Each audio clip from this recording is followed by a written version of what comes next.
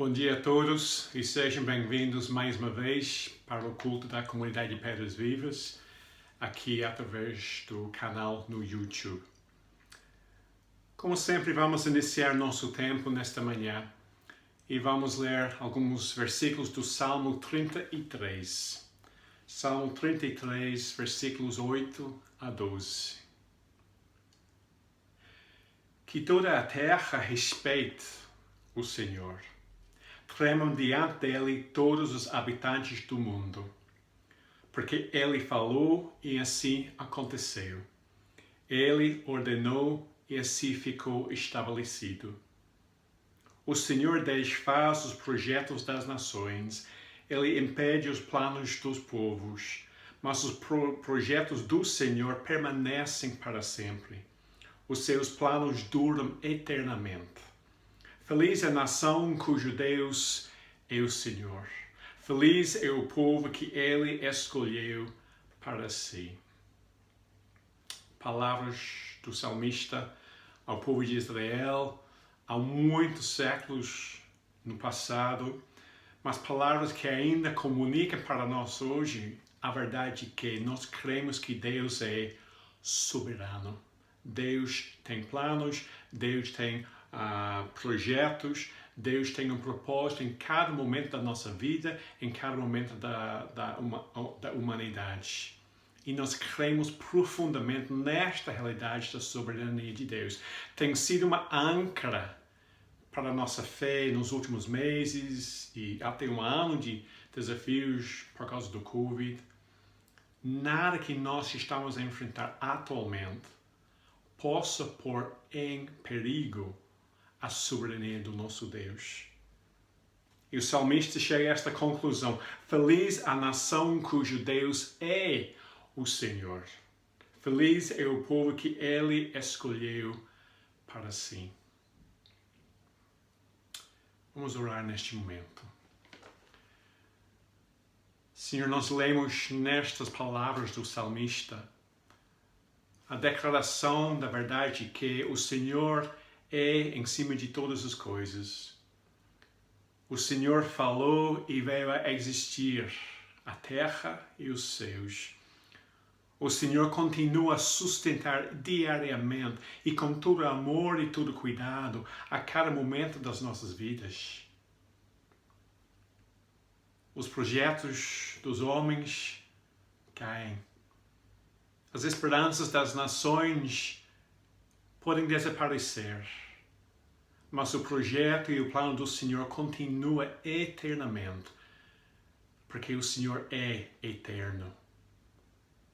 Senhor, nós nos reunimos mais uma vez, ainda virtualmente, ainda com limitações na nossa possibilidade de congregar como teu povo, mas mesmo assim, Senhor, conscientes e confiantes nas palavras que nós lemos, que Tu és um Deus soberano e Tu és o nosso Deus soberano. Feliz é a nação que tem o nome do Senhor. Nós somos felizes, Senhor, porque nós pertencemos ao Senhor, o único Deus eterno, sem princípio, sem fim, o único Deus todo-poderoso, o único Deus omnisciente, omnipresente. É esta a verdade que traz esperança, que traz orientação para as nossas vidas atualmente. Então, por causa disso, Senhor, nós nos reunimos aqui nesta manhã com gratidão no coração, com contentamento na nossa mente, porque o Senhor continua a ser fiel a todas as suas promessas para com o seu povo aqui na terra. Senhor, ajude-nos nestes momentos para focar em Ti, Senhor, para que possamos lembrar, contemplar e engrandecer o Teu nome, Senhor, o único nome soberano. Em nome de Cristo oramos. Amém. Vamos agora entrar num tempo de adoração com cântico, 2 cânticos. O primeiro cântico, Nosso Deus é Soberano, reflete exatamente a verdade deste Salmo 33. Convida-nos para dar glória a Deus pelas suas maravilhas, pela sua grandeza. Ele reina desde a fundação do mundo. E depois vamos cantar o esplendor do Rei. Vamos declarar quão grande é o nosso Deus. Quão grande é o nosso Deus.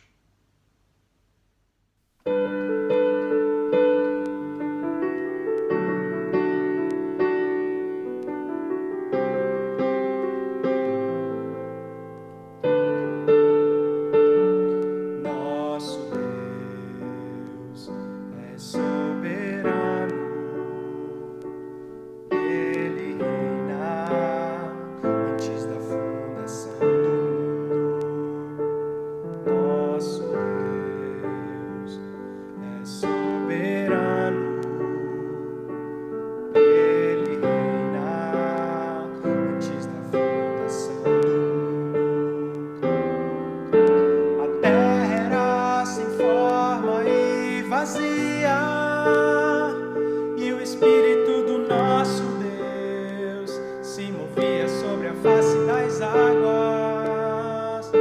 Foi Ele quem criou os céus dos céus, fez separação das águas da terra seca.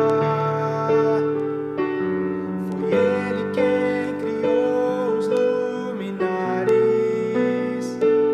criou a natureza e formou o homem. Glória a Deus por suas maravilhas, pela sua grandeza. Glória a Deus, glória a Deus por suas maravilhas, pela sua grandeza. Glória a Deus.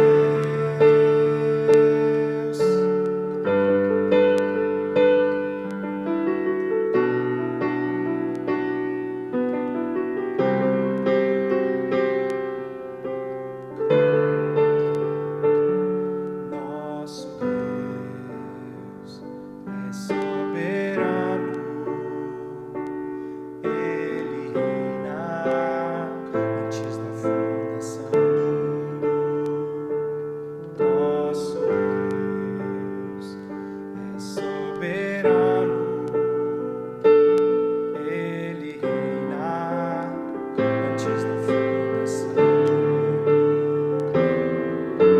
A terra era sem forma e vazia, e o Espírito do nosso Deus se movia sobre a face das águas.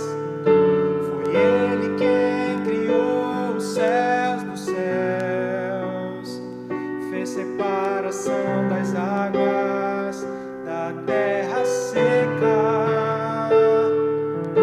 Foi Ele quem criou os luminares,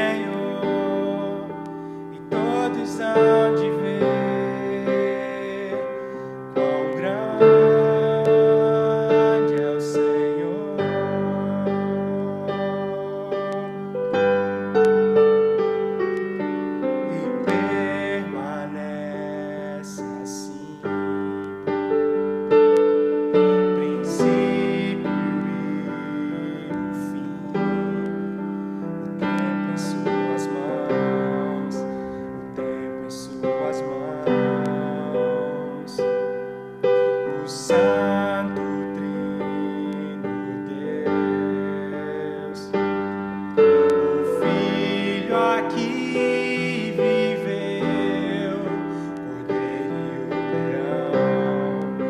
Cordeiro leal,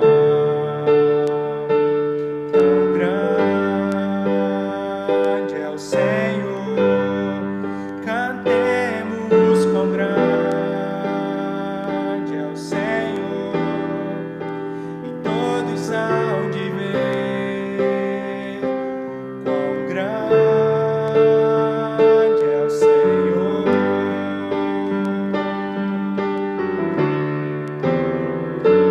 Ao teu nome toda honra, tu és digno de louvor, e de coração cantamos ao Senhor.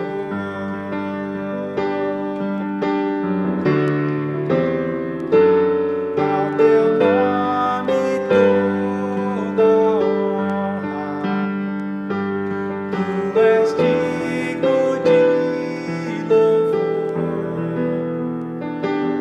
e de coração cantamos ao Senhor.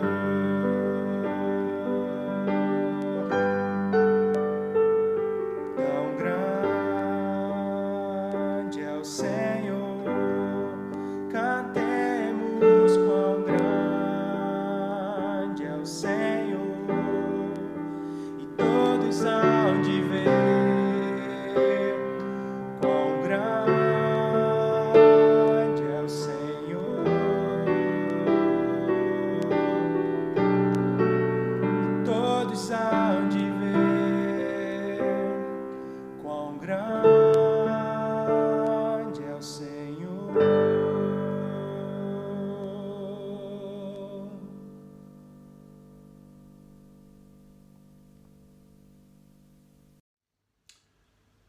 Oremos. Senhor, lemos a Tua Palavra, cantamos estes cânticos que ajudam-nos a lembrar a realidade de quem Tu és, o Deus soberano. Não há Deus como o Senhor. Não há um Deus tão grande como o Senhor. Mas nestes momentos, Senhor, depois de lembrar quem Tu és e quem nós somos, reconhecemos, Senhor, que durante esta última semana, Senhor, temos esquecido quão grande é o Senhor. Em vários momentos, Senhor, seja através de uma ligação de telefone, seja um e-mail, seja um imprevisto do nosso ponto de vista, ficamos abalados. Começamos a focar nas circunstâncias, os desafios, as preocupações, as ansiedades, e esquecemos-nos de que o Senhor é soberano. O Senhor está com Teu povo. Ó Senhor, fortalece-nos. Ajude-nos a lembrar a cada vez que vêm essas dúvidas, ajude-nos a lembrar a realidade da cruz, a realidade do Evangelho, que Deus se tornou carne e habitou entre nós, a fim de resgatar, redimir um povo exclusivo que pertence ao Senhor. Por causa da cruz, Senhor, nós sabemos que o Senhor está conosco. Então perdoa-nos, Senhor, as nossas falhas, perdoa-nos, Senhor, a nossa falta de fé, a nossa falta de confiança, e fortalece-nos, Senhor, através das verdades de quem Tu és, Pai, Filho e Espírito Santo, para que possamos andar com confiança, não em nós próprios, mas confiança nas certezas das Tuas promessas, os Teus decretos, as Tuas leis, a Tua manifestação de graça e misericórdia para conosco em Cristo Jesus. Oramos e agradecemos em nome de Jesus. Amém. Continuamos hoje nossos estudos no livro de Oséias, E hoje a Anabela vai nos trazer a leitura do texto, que o Pedro vai meditar mais tarde sobre o texto. Então, a Anabela vai trazer a leitura e depois disso a Ana Paula vai nos dirigir num tempo de intercessão. E antes da pregação do Pedro, vamos cantar mais uma vez um cântico que é mais uma oração cantada, um pedido que Deus possa ajudar-nos a crescer no seu conhecimento. Estamos a declarar, quero buscar e pedir ao Senhor do seu Espírito e seu amor. Com fervor, quero te seguir. Estamos a cantar e pedir que Deus faça com que nós possamos ter este fervor de seguir o Senhor Todo-Poderoso. Então continuamos em adoração.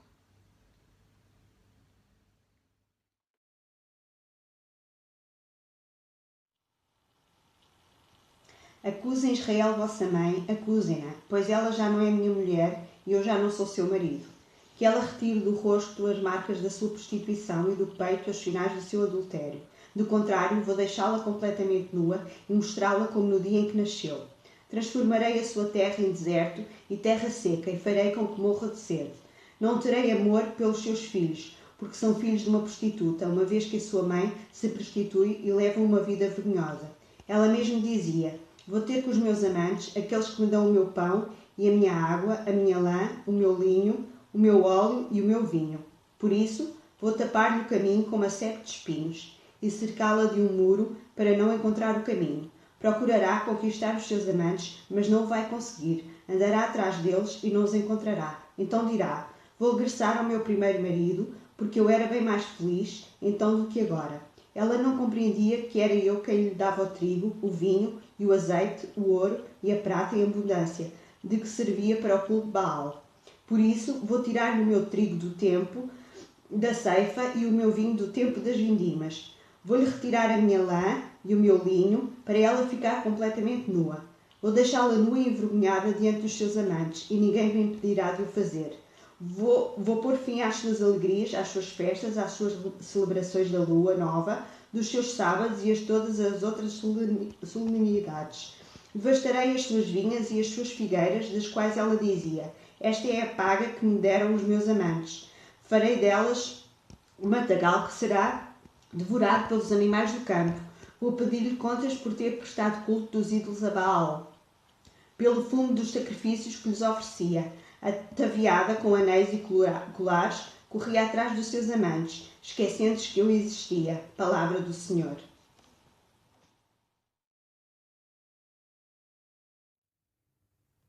Bom dia, irmãos. A paz de Deus. No próximo dia 19, vamos comemorar em Portugal o Dia dos Pais. E vamos dedicar o momento de intercessão de hoje a orar pela vida de cada um. Vou iniciar fazendo a leitura dos Salmos 128, os versículos de 1 a 6. Bem-aventurado aquele que teme ao Senhor e anda nos seus caminhos.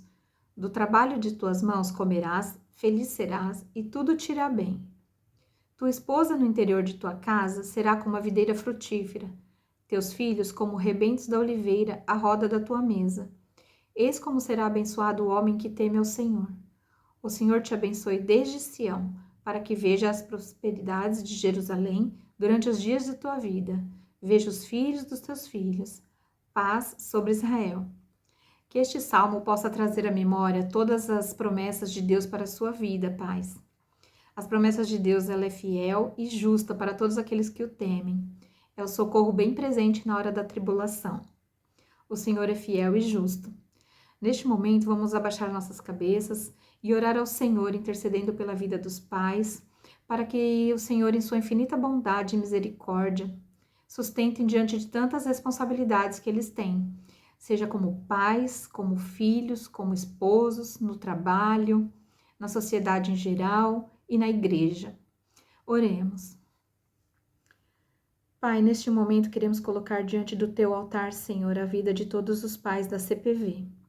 Queremos te clamar, Senhor, por bênçãos infinitas sobre a vida deles, Pai.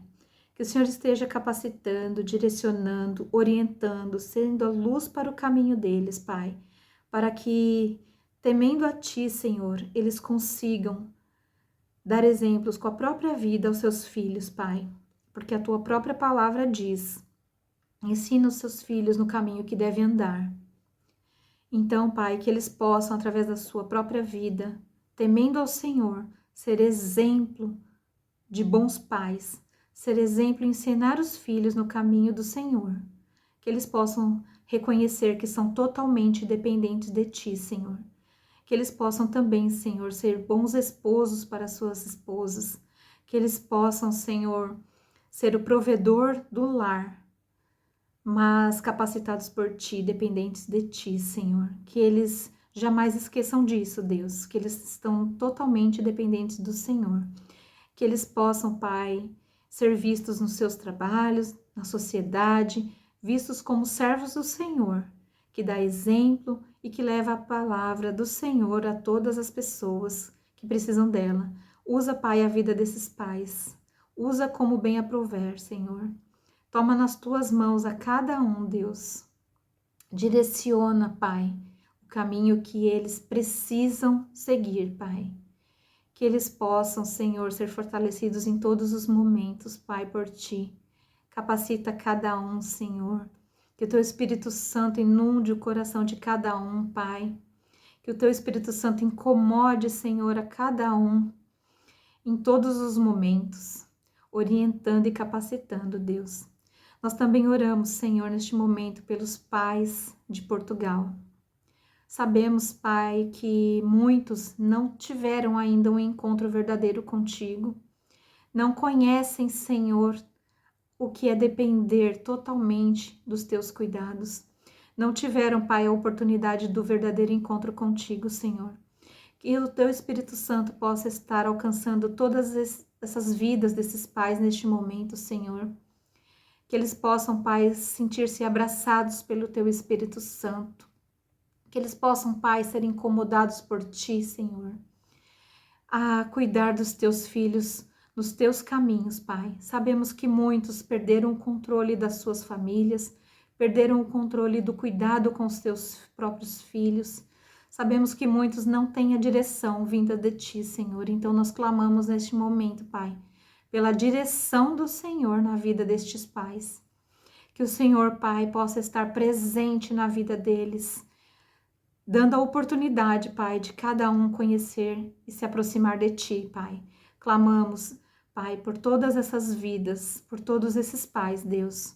Que o Senhor nos abençoe, abençoe a todos esses pais, não só nesse dia, Pai, mas no decorrer do ano e de todos os tempos, Pai. Que o Senhor possa ter a misericórdia sobre essas vidas, fortalecer a cada dia, cuidar, Senhor, de cada um no seu íntimo. Só o Senhor sabe, Pai, de todas as necessidades.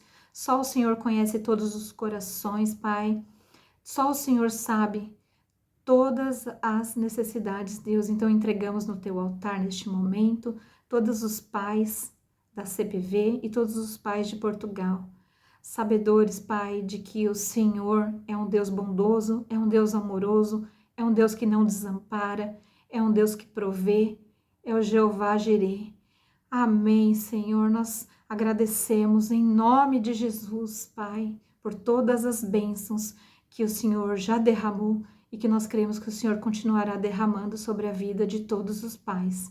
Em nome de Jesus, nós oramos e já agradecemos. Amém.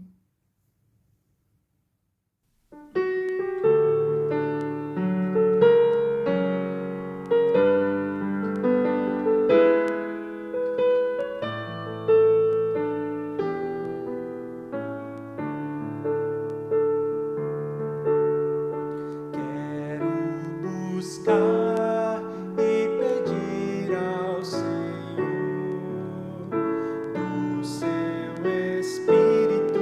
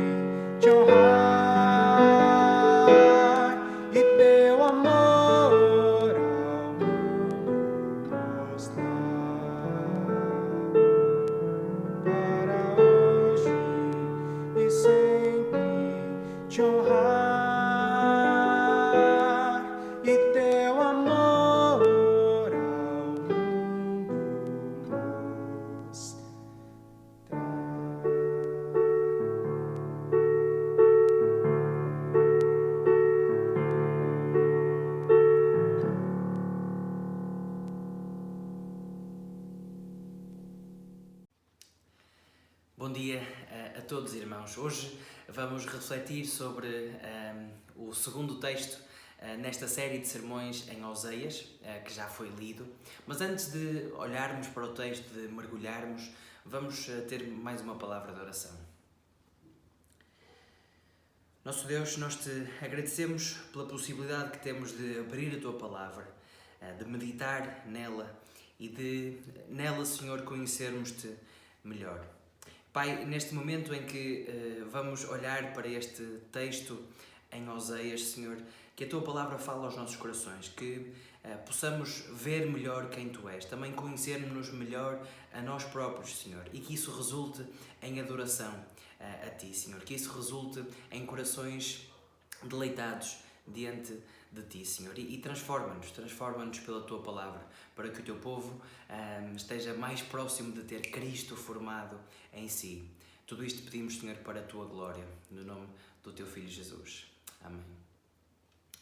Irmãos, esta manhã olhamos para o texto de Oseias, capítulo 2, versículos 2 a 13, e apenas uma nota introdutória e logística, que é, quem tiver a versão Bíblia para Todos, vai estar sempre 2 versículos à frente, ou seja, na versão Bíblia para Todos, o texto que hoje vamos ler é Oseias 2, capítulo 2, versículos 4 a 15.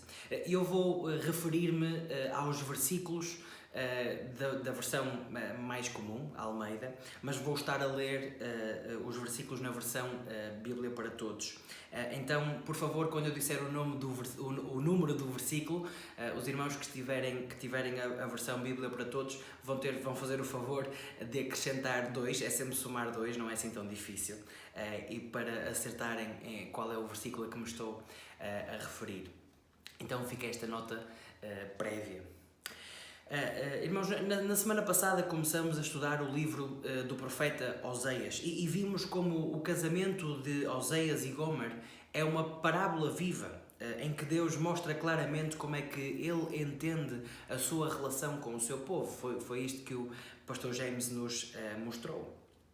E irmãos, este livro, o livro do profeta Oseias, chegou até nós hoje porque Deus o preservou e quis que a igreja hoje também pudesse ler esta história e perceber também como é que Deus ainda hoje vê o seu povo.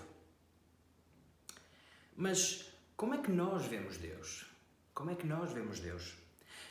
Talvez alguns de nós vejam Deus mais ou menos como quem vê como quem vê o seu mecânico. Vamos lá quando o carro tem uma avaria e queremos que tudo fique bem e queremos também, obviamente, pagar o mínimo possível.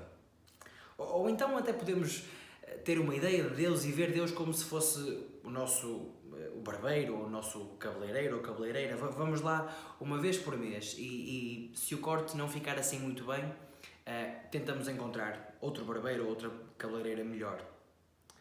Ou até talvez possamos ver Deus como quem vê um amigo. Temos um amigo de quem gostamos bastante e gostamos bastante daquele amigo, efetivamente, mas ao mesmo tempo temos outros amigos com quem saímos também às vezes e com quem nos relacionamos às vezes.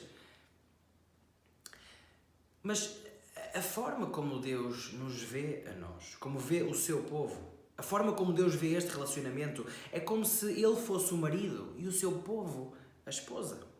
A analogia é de um casamento, uma relação de amor, confiança, permanência e fidelidade. Mas o que vemos aqui é que Deus manda Oseias casar com uma prostituta porque Israel tinha traído o seu marido, tinha dormido com outras pessoas. É essa a analogia. O foco do nosso texto de hoje é quem são estes amantes de Israel, com quem Israel traiu Deus, por quem Israel deixou Deus, com quem Israel achava conseguir mais coisas, eventualmente, do que com Deus. E vemos também no texto de hoje o julgamento que Deus trará sobre o povo de Israel por causa desta traição. E, irmãos e amigos, talvez nós também hoje conheçamos alguém que está a pensar deixar Jesus, que está a ter este tipo de pensamento. Ou até, talvez, tu próprio estejas a entreter um tipo de pensamento deste género na tua mente, será que vale a pena de facto seguir Jesus? Será que vale a pena ficar com Jesus? Mas a grande questão é, vais trocá-lo por quê? Vais trocá-lo por quem? Encontraste de facto algo melhor para que viver? Encontraste alguém melhor do que Jesus para ti? O nosso texto de hoje começa com o que parece ser a consumação desta separação ou do divórcio. O texto no versículo 2 diz: ela, Israel, já não é minha mulher e eu, Deus, já não sou o seu marido. A seriedade da traição era tal que há mesmo uma separação. Há papéis para o divórcio. Há um divórcio litigioso com acusação. Há uma acusação muito forte, muito dura, de uma das partes até. Mas o que é curioso é que um momento que provavelmente seria de alívio para um marido traído várias vezes, repetidas vezes, torna-se numa espécie de apelo para que a mulher ou a ex-mulher mude.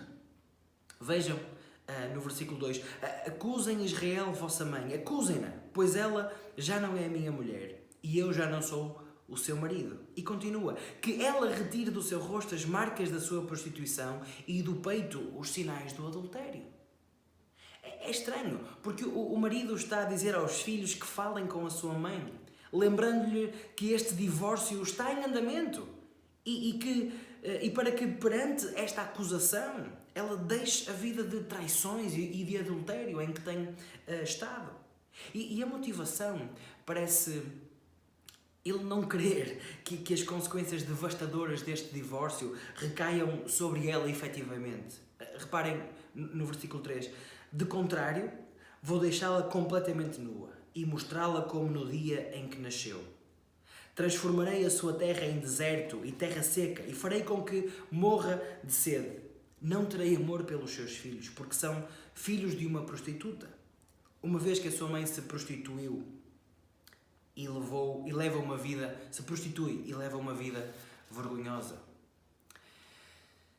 Se este divórcio for para a frente, se Israel não deixar a prostituição, as consequências desta separação vão ser muito reais. O versículo 3 mostra-nos claramente como o relacionamento entre Deus e o seu povo se deteriorou. Se Israel não deixar a prostituição, se Israel não deixar o adultério, o que vai acontecer é que tudo aquilo que tinha ganho com o casamento lhe será retirado. E é bom lembrarmos que neste momento histórico, neste momento da história de Israel, Israel gozava de grande prosperidade.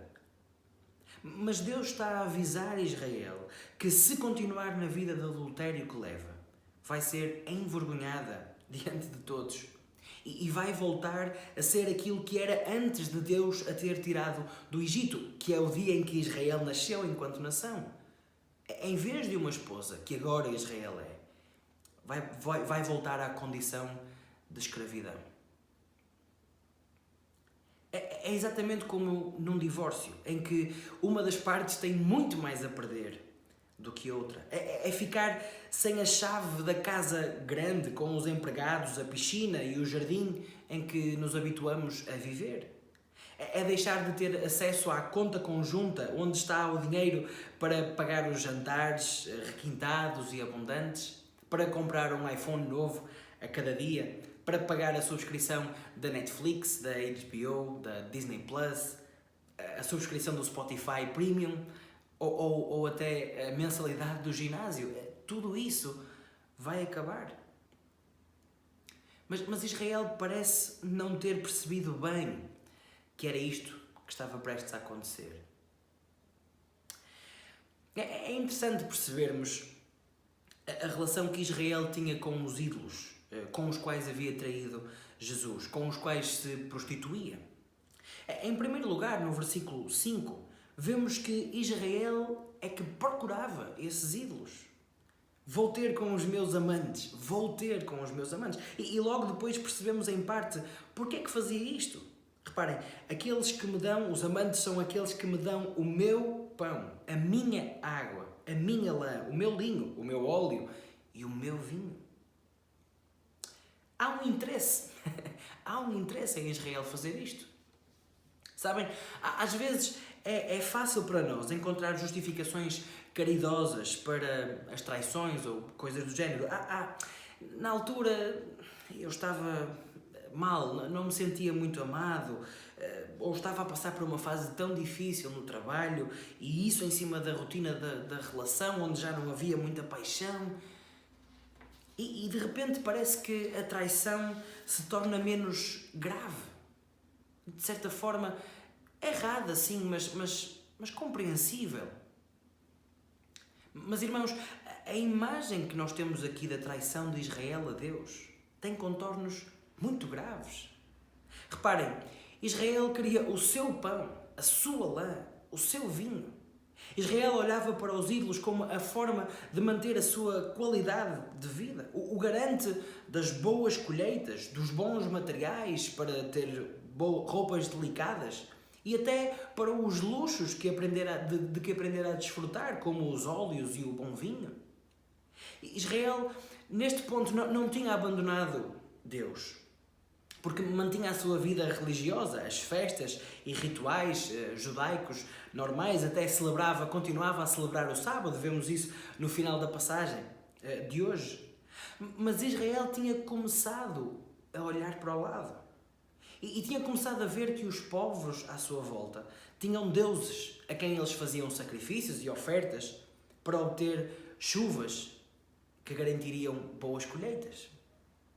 Então, por que não adicionar estes deuses à sua religião? Porquê? Por que não adicionar mais estes deuses? Não iam deixar Deus, mas iam adicionar estes deuses para ter boas colheitas. Seria uma ajuda, não é? Irmãos, é impressionante como o pecado gosta de viver ao lado de uma vida aparentemente piedosa ou aparentemente de santidade. Como o pecado se adapta bem à nossa ida semanal à igreja. Como não se importa muito com as nossas orações públicas que fazemos e com o que dizemos. Como o pecado não se importa muito com as discussões teológicas e doutrinárias em que nós gostamos de participar e mostrar aquilo que sabemos sobre a Bíblia e sobre teologia, enfim. O pecado convive bem com estas coisas porque o pecado gosta de ser um amante. Gosta de ser um amante. Não tem intenções nenhuma de ser um marido, porque o que ele quer é infidelidade, é gerar infidelidade. E por isso, irmãos, precisamos de estar atentos. Tal como Israel olhava para os ídolos para ter aquilo que queria e para ser como se fossem o garante da sua segurança, do seu bem-estar, ainda hoje há coisas para as quais nós podemos olhar também desta forma. Pensem, por exemplo, em coisas normais da vida, como o trabalho. Não há nada errado com sermos bons trabalhadores e trabalhadores esforçados e zelosos, e também não há nada de errado com pedir um aumento ao patrão, se isso for justo.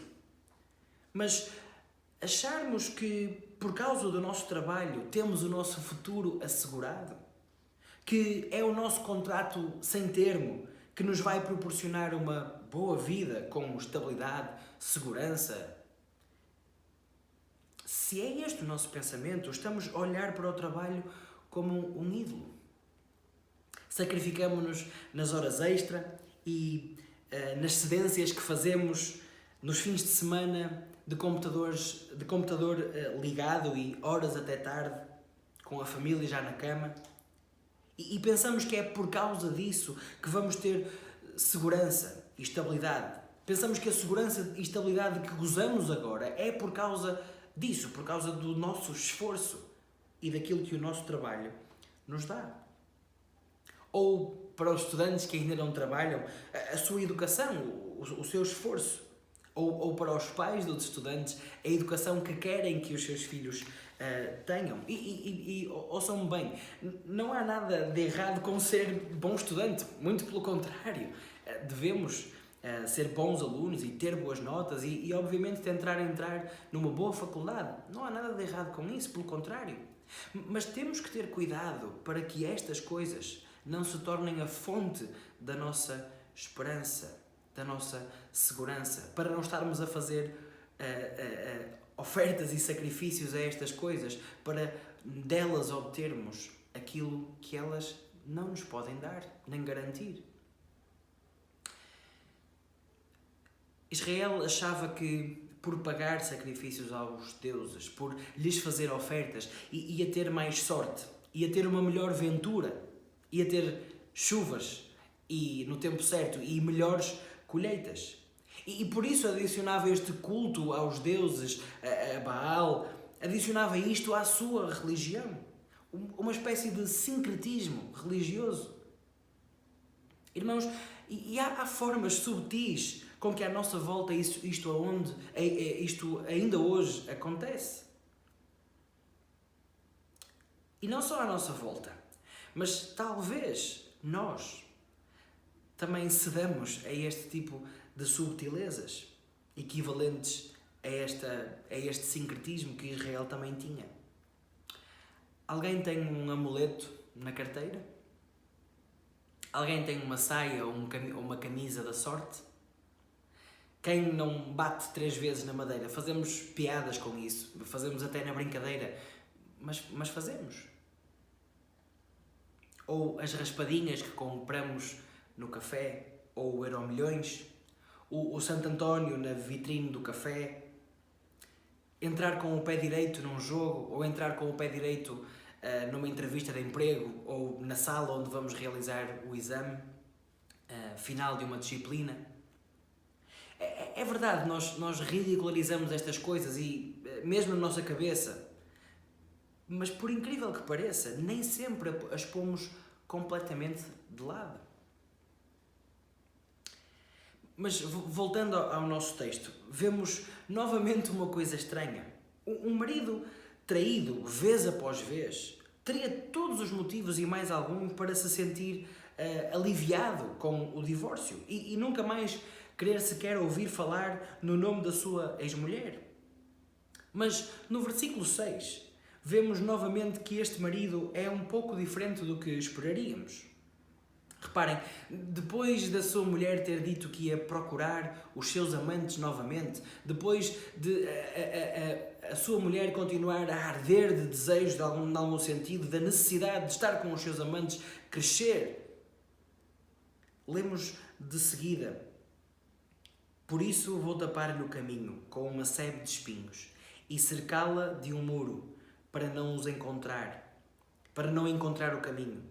Procurará conquistar os seus amantes, mas não o vai conseguir. Andará atrás deles e não os encontrará. Deus parece ainda cioso de Israel. Parece que é um marido traído que ainda zela pela sua ex-mulher. Reparem, o texto diz-nos que ela procurará conquistar os seus amantes, mas por causa daquilo que Deus fez, não vai conseguir encontrá-los. O que é que Deus quererá com isto? Parece haver aqui uma intenção de redenção, de recuperação de Israel. O facto dela não conseguir encontrar os seus amantes, de não os conseguir conquistar novamente, fala, no seguimento do texto, lembrar-se do seu marido e de uma altura em que tinham uma boa relação. E diz: vou regressar ao meu primeiro marido, porque eu era bem mais feliz então do que agora. Mas depois de tudo o que aconteceu, depois de tudo o que vimos que Israel tinha feito, de todo o seu adultério e traição, o que é que nós achamos disto que ela está a dizer agora? Será arrependimento verdadeiro? Ou será apenas uma forma de ela voltar a ter aquilo que queria? Acho que precisamos de aguardar e ler o resto do livro do profeta Oseias para perceber melhor se ela está a ser sincera ou não. O que é que esta mulher adúltera vai fazer? É essa a pergunta que vamos ver desvendada também. Mas logo a seguir no texto é introduzido um assunto que perpassa todo o livro de Oseias no versículo 8. Deus expõe aqui a loucura do que Israel estava a fazer. Vejam, versículo 8, ela não compreendia que era eu que lhe dava tudo. E temos uma lista de coisas que Deus nos dava. Israel não compreendia que era Deus que lhes dava tudo. Aquilo de que Israel se servia para prestar culto a Baal era, na verdade, uma dádiva de Deus. Aquilo que Israel achava resultar do seu culto a Baal era, na verdade, dádiva de Deus. Mas Israel não compreendia, Israel não reconhecia, era como se não soubesse. Porque, na verdade, Israel não compreendia quem Deus era. E Israel não reconhecia o que Deus já tinha feito. Era como se Israel não conhecesse. Era como se Israel não conhecesse o seu Deus. Tudo o que Israel desejava vinha de Deus. Ao estudar este texto, encontrei uma ilustração muito interessante de Charles Screen, acho eu, para percebermos melhor esta loucura que está a acontecer aqui com Israel. A ilustração é a seguinte: imaginem Gomer em casa, no seu quarto, à espera dos seus amantes ou clientes, enquanto Oseias estava durante o dia no trabalho. À hora marcada, chega um cliente que entra em casa, mas em vez de se dirigir diretamente ao quarto onde Gomer está à sua espera, ele vira à direita, entra no escritório de Oseias e na primeira gaveta da secretária de Oseias há uma gaveta. Na primeira gaveta da secretária de Oseias, ele abre e tira de lá uma nota de 50. Depois sim, vai ter com Gomer ao quarto, dorme com ela e no final, já de saída, pega nessa nota de 50 e põe na mesa de cabeceira de Gomer como um pagamento. E chega o segundo cliente, novamente à hora marcada, entra em casa, vira à direita, vai à secretária de Oseias, abre a primeira gaveta, tira 50 euros, dirige-se ao quarto, dorme com Gomer e no final, com esses 50 euros, paga, põe-nos na mesinha de cabeceira. E o terceiro assim, e o quarto assim, e durante todo o dia, assim. E no final do dia, Gomer está feliz, está contente, por achar que tinha ganho aquele dinheiro que agora tem na sua mão, por ser esperta, e que o seu marido não tinha nada a ver com aquilo, que tinha ganho aquilo sozinha, sem que nada tivesse a ver com o seu marido. Mas ela estava, na verdade, a ser enganada pelos seus amantes. E ainda por cima, Oseias sempre lhe tinha dito, desde o início do seu casamento, que não queria que nada lhe faltasse. E disse-lhe inclusivamente que haveria sempre dinheiro na secretária dele, na primeira gaveta, e que ela, quando precisasse de alguma coisa, podia ir lá buscar e teria sempre aquilo à sua disposição. Irmãos, é isto que está a acontecer. E que história triste. É triste e mostra-nos a loucura do que Gomer está a fazer. Mas e se Oseias tirasse o dinheiro da gaveta? Será que os amantes voltariam se tivessem que pagar com o seu próprio dinheiro? Talvez não. E se Deus retirasse a Israel o que lhes estava a dar e que a Israel achava dos ídolos, que vinha dos ídolos, será que os ídolos seriam capazes de dar alguma coisa a Israel? Não. Claro que não. E sabem, mostrar isto é o propósito do exílio. Israel perceber que a sua prostituição, como estava a ser adúltera, tinha tirado dela tudo aquilo que vinha de Deus. É para Israel perceber que os ídolos a quem prestava culto não eram capazes de lhe dar nada assim que Deus lhes tirasse tudo aquilo que era seu, por direito, que era de Deus.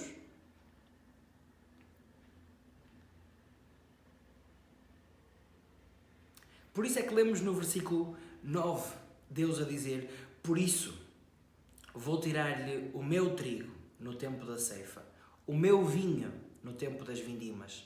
Vou retirar-lhe a minha lã, o meu linho, para ela ficar completamente nua. Vou deixá-la nua e envergonhada diante dos seus amantes, e ninguém me impedirá de o fazer. Vejam o contraste com o versículo 5 que há pouco lemos. Israel achava que era o seu trigo, o seu vinho, a sua lã. Mas tudo isto era, na verdade, de Deus. Foi sempre Ele, Deus, e nunca os ídolos, quem tudo deu a Israel. E por isso é que no versículo 10 nós lemos que os amantes de Israel nada poderão fazer quando Deus lhe retirar estas coisas. Porque nunca foram eles, na verdade, a dar-lhe nada. Nada. Ninguém me impedirá de o fazer. Perante os ídolos, Deus vai retirar todas as coisas a Israel e os ídolos ficarão absolutamente impotentes. E Israel perceberá. Israel perceberá a loucura em que esteve. Os versículos 10, 11 e 12, os versículos seguintes, descrevem o que aconteceria durante o tempo do exílio também. No fundo, é de facto Deus a retirar a Israel aquilo que era dele e que sempre foi dele. A chuva caía porque Deus assim ordenava, porque Deus controla este universo em que nós vivemos, que tem as suas regras, as suas leis físicas e que Deus controla soberanamente porque é todo poderoso e porque Ele criou este universo. A chuva não caía por qualquer tipo de culto, oferta ou sacrifício que Israel fazia aos ídolos. Eles tinham colheitas de trigo e de vinho e tinham lã porque Deus lhes dava isso. Então, irmãos, quando nós olhamos para a nossa vida e somos tentados a achar que o que temos na nossa vida, de alguma forma, vem de qualquer outro lado que não o Deus que criou este universo, estamos a dar crédito a um ídolo. Mas se Deus tomasse de volta para si tudo o que é seu, tu ficavas com o quê? Irmãos, o exílio caiu sobre Israel. O exílio que caiu sobre Israel não é senão a consequência do adultério que levou ao divórcio. E agora o julgamento de Deus está sobre Israel. Israel perdeu tudo. Voltou a ser como um povo de escravos antes de Deus os ter retirado do Egito. E Deus impediria até que continuassem com as festas e solenidades judaicas, até mesmo com o sábado, que continuavam a celebrar de uma forma hipócrita. Vemos isso no versículo 11. A terra onde Israel estava, que naquele momento com os seus frutos era uma evidência da bênção de Deus, haveria de ficar devastada, transformada num matagal, em vez de um terreno frutífero, passaria a ser um matagal. E Deus iria pedir contas a Israel pelo culto que prestou a Baal, pela sua idolatria, pela sua prostituição. Irmãos, não posso deixar de notar que o nosso texto de hoje termina com uma expressão muito pessoal. Não podemos esquecer que todas estas coisas é Oseias a dizer em nome do Senhor, mas no contexto de tal parábola viva, que era o seu casamento com Gomer, a prostituta. No final do texto de hoje, lemos no final do último versículo, no versículo 13, a razão por que Deus vai fazer tudo isto. Vejam, ataviada com anéis e colheres, Israel, ataviada com anéis e colares, corria atrás dos seus amantes, esquecendo-se de que eu existia. Esquecendo-se que eu existia. Palavra do Senhor. Este divórcio e o exílio é o que resulta da infidelidade de Israel. É duro, é verdade. Mas pensando neste caso de traição, adultério e tudo o que sabemos, é difícil não darmos razão ao marido, não é? Uma traição assim merece alguma resposta. Irmãos, estes versículos de Oseias que hoje estudamos pintam um cenário muito duro. E não há, senão nestes versículos, pequenos laivos de esperança. Na verdade, precisamos de esperar pelo próximo domingo para ver uma imagem um pouco mais esperançosa, que vem logo nos versículos a seguir ao texto que hoje estudamos. Mas será que posso pedir que hoje nos possamos deter neste quadro triste e duro? Porque, irmãos, uma traição é uma coisa feia. Talvez seja das coisas mais difíceis de perdoar e de lidar. E qual de nós não é culpado de traição espiritual ao Senhor? Precisamos de considerar o peso do nosso pecado. Eu preciso de considerar o peso do meu pecado. Mas se é verdade que há apenas pequenos laivos de esperança nos nossos versículos de hoje, eles existem. Existem. E logo no início, conforme disse, parece que Deus está a apelar a que Israel deixe a sua prostituição, o seu adultério. E esse é o apelo também para nós hoje. Este é o apelo que Deus faz à sua igreja como um todo, mas também a nós individualmente.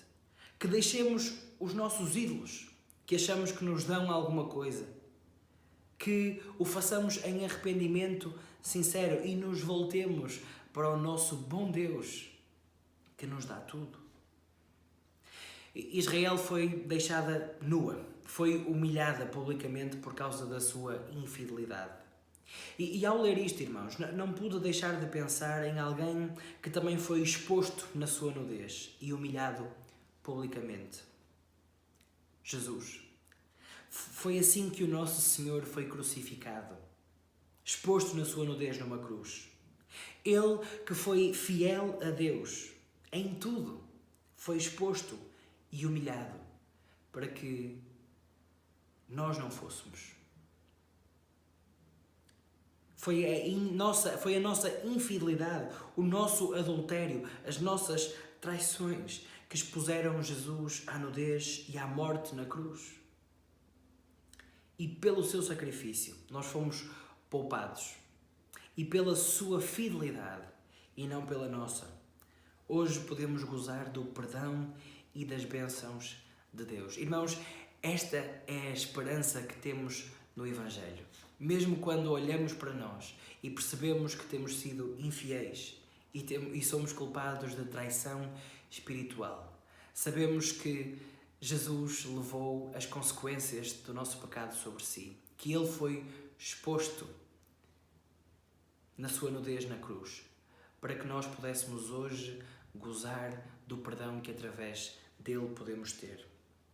E que por causa de Jesus, por causa do seu sacrifício na cruz, da sua morte e ressurreição, hoje possamos estar em paz com Deus e gozar continuamente, perpetuamente, das suas bênçãos. E por isso, de que te valeria deixar Jesus? De que te valeria esquecer do teu Deus? De que valeria deixar Jesus? Irmãos, vamos orar.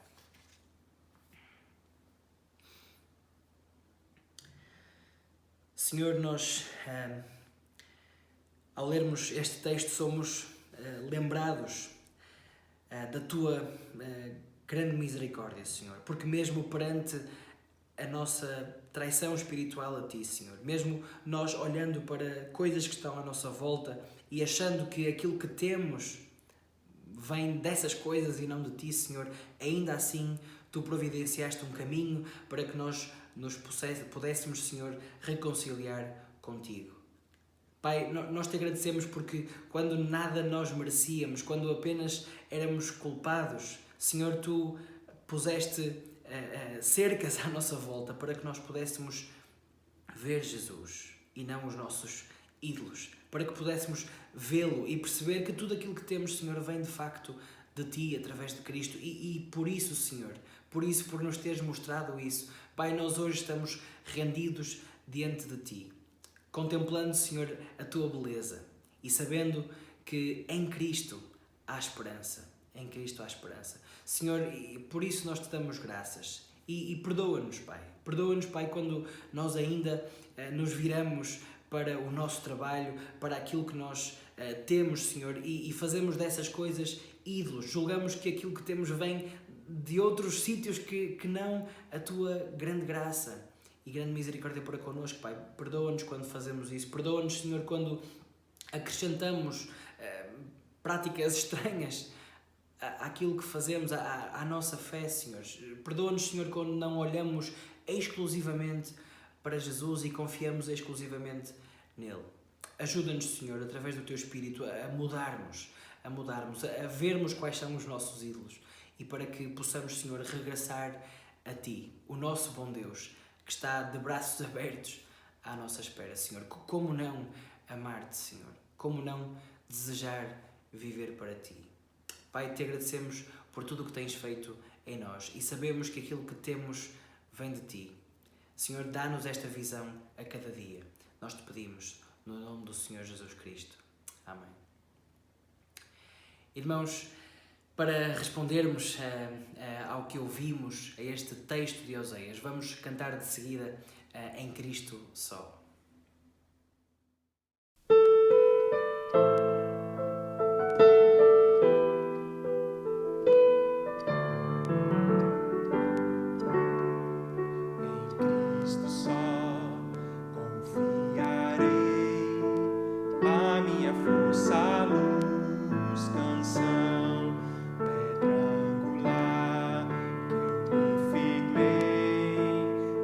Tempestade, eu sei que não, com grande amor, profunda paz, lutas e medos ficam pra trás. O meu conforto, tudo pra mim, firme no amor de Cristo, enfim.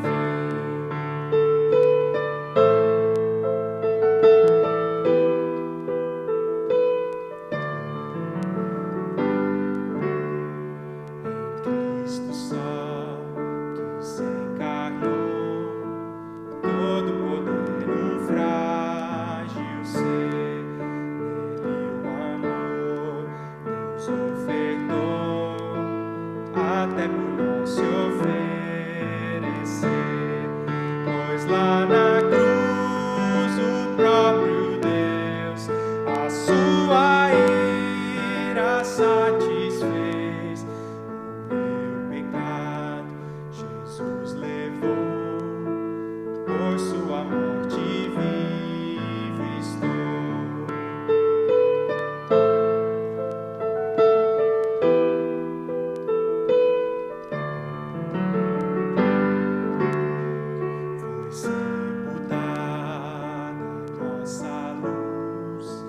Tragada pela escuridão, em glorioso dia então, da sepultura ressurgiu e permanece em sua glória, vitória que nos libertou, pois eu sou dele, ele é meu, pelo seu sangue me comprou.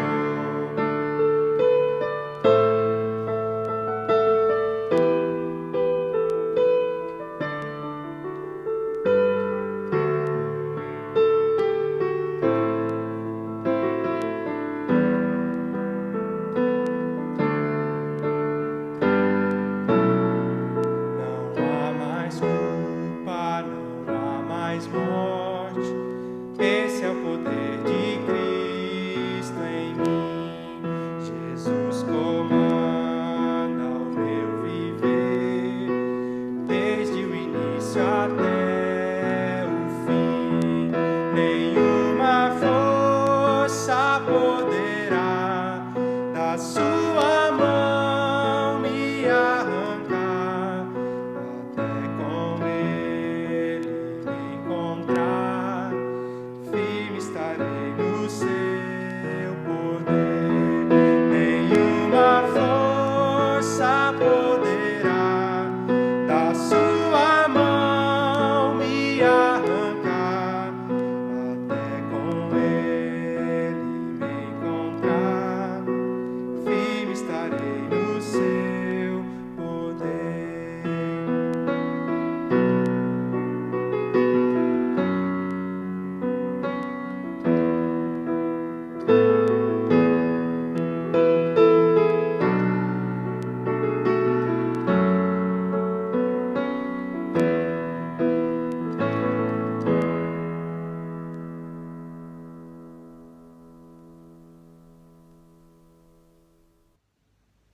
E agora a graça do Senhor Jesus Cristo, o amor do Deus Pai e a comunhão do Espírito Santo esteja com todos nós, hoje e para sempre.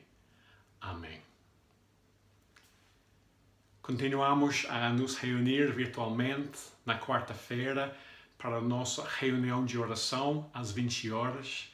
Mais uma vez, gostava de convidar os membros, os congregados que tiverem disponibilidade para juntar-se a nós neste trabalho de interceder pela vida da igreja, interceder pelas necessidades do país e interceder pela igreja perseguida. Quarta-feira, às 20 horas. E no próximo domingo, vamos continuar com os nossos estudos no livro de Oséias e vamos focar na resposta de Deus para com o seu povo infiel. E como sempre, a CPV agradece a sua fidelidade em relação às nossas responsabilidades financeiras e oro e peço para que vocês possam continuar a apoiar com as suas ofertas e dízimos para que o reino de Deus cresça através do ministério da comunidade Pedras Vivas. Uma boa semana a todos e Deus os abençoe.